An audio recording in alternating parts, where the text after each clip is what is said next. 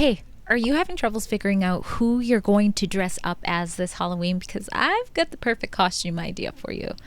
Why not dress up as Black Lives Matter co-founder Patrisse Cullors? That's right, because she calls forth the dead in order to keep the BLM movement going real strong. Drea Humphrey here with Rebel News, and if you, someone you know, maybe your place of work, or God forbid your church is still supporting the destructive Marxist Black Lives Matter movement, you should also know that you're also supporting, and in some cases even practicing, a religion when doing so. Now, there is no doubt that the Black Lives Matter movement is a force to be reckoned with. An article by the New York Times suggests that the BLM movement is the largest movement to ever be seen in U.S. history. 4 of their polls indicated that somewhere between 15 million to 26 million people in the United States have participated in demonstrations over the death of George Floyd and others. At the top of the pyramid, the BLM co-founders Patrisse Cullors, Alicia Garza, and Opal Tometi have been listed by Time magazine as 3 of the top 100 most influential people in the world this year, ranking right alongside heavy hitters like President Donald Trump and dictator Xi Jinping. So, how does a movement get so strong like that and its leaders get so powerful, you ask? Well, according to Patrisse Cullors, in an interview found at USC Dornsife, when you are working with people who have been directly impacted by state violence and heavy policing in communities, it is really important that there is a connection to the spirit world. Now, I'm going to dive more into what that spiritual connection is in just a minute, but first, let's get a better understanding for what Cullors' spiritual beliefs are to begin with. In the same USC article, Cullors is reported to have converted from Jehovah's Witness to becoming a Ifa practitioner. Ifa, according to encyclopedia.com, refers to a Yoruba religion that is both the divination practice and the Yoruba god of divination. That divination practice of Ifa consists of client consults taking part in rituals with a diviner. Then a deity, which is a god, apparently manifests, allowing the diviner to then translate a message to explain to the client, prescribing appropriate sacrifices to be carried out. The description of the religion also adds that a number of interpretive works have emerged reflecting on various aspects of Ifa. A common one you likely have heard of before is witchcraft. Now, although Ifa is more prominent in West Africa, it's on the rise in America. In 2019, the Baltimore Sun reported that Ifa is one of an interrelated networks of religions with African roots, including Voodoo, Santeria, and Sango baptism that appear to be gaining popularity in the United States. Similarly, in an article, The Witches of the Baltimore, it reads that young Black women are leaving Christianity and embracing African witchcraft in digital covens, adding that while over the past decade white millennials have embraced witchcraft in droves, now a parallel phenomenon is occurring as modern Black witches are practicing Yoruba-based faiths with a few millennial touches. They build altars to ancestors so they can seek their advice on everything from romance to professional advancement and cast spells using emojis. Do witches really cast spells with emojis now? Man, we are living in the future.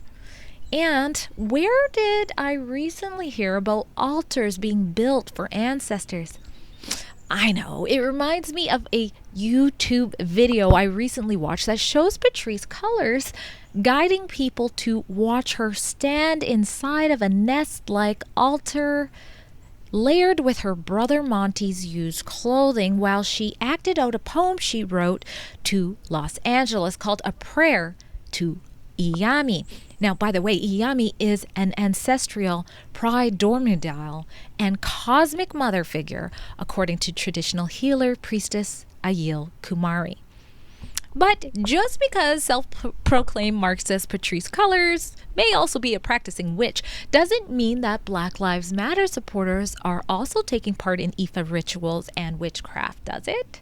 Well, keep watching for a couple more minutes and you can be the judge yourself.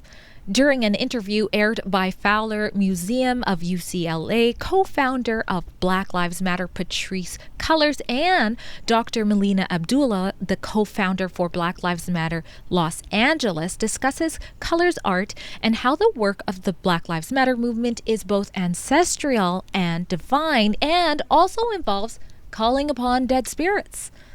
You may have seen Black Lives Matter protest signs that say their names, or even heard protesters being summoned to chant the names of the deceased who were killed by police officers, just like in this video. 21 years old. Say her name. Say her name. Say her name. Well, according to Dr. Abdullah, that chanting done by all of those people is in fact a spiritual practice. Take a look at this. You know, those whose names we speak and those on whose behalf we struggle because their bodies have been stolen. I think what you're saying is a difference between white dominated approaches to those who they consider dead and us, is that we do feel like when we say the names, right? So we speak their names, we say her name, say their names, we do that all the time, that you kind of invoke that spirit and then those spirits actually become present with you. Did you hear that? All of those people that you just saw chanting Kendra James are engaging in a practice to evoke Kendra's spirit from the dead. Oh, and that doesn't just stop there. Ever seen the hashtag Black Lives Matter before? Maybe you even typed it out yourself before realizing how toxic the Black Lives Matter movement was going to be. Well, listen to Patrisse Cullors explain what that hashtag really means, guys. Hashtags are, for us, are way more than a hashtag. It is literally almost resurrecting a spirit so they can work through us to get the work that we need to get done. Now, she used the word literally when saying that the hashtag basically evokes dead spirits. And here is an example of the overlap of the Ifa rituals engaging with deities in Black Lives Matter ceremonies. Dr. Abdullah discusses it right here. You know, I never abandoned who I was spiritually, but it took almost a year for me to realize that when we come out into the streets and we pray, you know, the first thing that we do when we hear of a murder is we come out, we pray, we pour a libation, we build with the community where the person's life was stolen. And it took almost a year for me to realize that this movement is much more than a racial and social justice movement. At its core, it's a spiritual movement because we're literally standing on spilled blood. They pour libations for the dead. In case you don't know what a libation is, it's pouring out of wine or other liquids to honor a deity, a god. Now, they're not just making offerings to God and calling upon dead spirits. They are saying that the spirits are answering their calls and actually showing up. Guys, they're laughing with the spirits. You heard it yourself. I mean, this is some deep stuff. We become very intimate with the spirits that we call on regularly, right? Like each of them seems to have a different presence and personality. You know, I laugh a lot with Waukesha, you know, and I didn't meet her in her body, right? Yeah. I met her through this work. Now, don't you think it's interesting that we haven't heard a peep of this from mainstream media? Like, it's not like they're avoiding this type of spiritual talk altogether.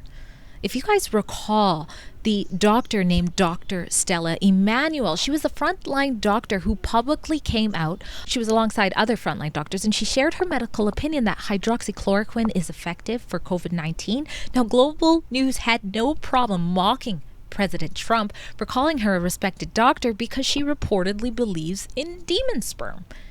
Yet, here you have Black Lives Matter co-founders saying they chill with the dead. And not a word from Global. No mocking of the co-founders, no mocking of their supporters. Silence.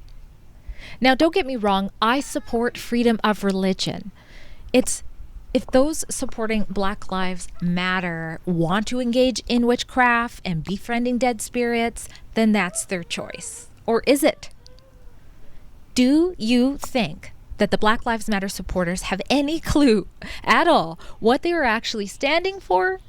And should businesses and even churches be promoting what could arguably be a Black Lives Matter religion? Drea Humphrey for Rebel News. At Rebel News, we are not afraid to give you the other side of the story, just like you watched in today's report. Now, we also don't take a dollar from the Liberals' media bailout. So if you would like to help us in our independent journalism, please head to helprebelnews.com. We appreciate your support.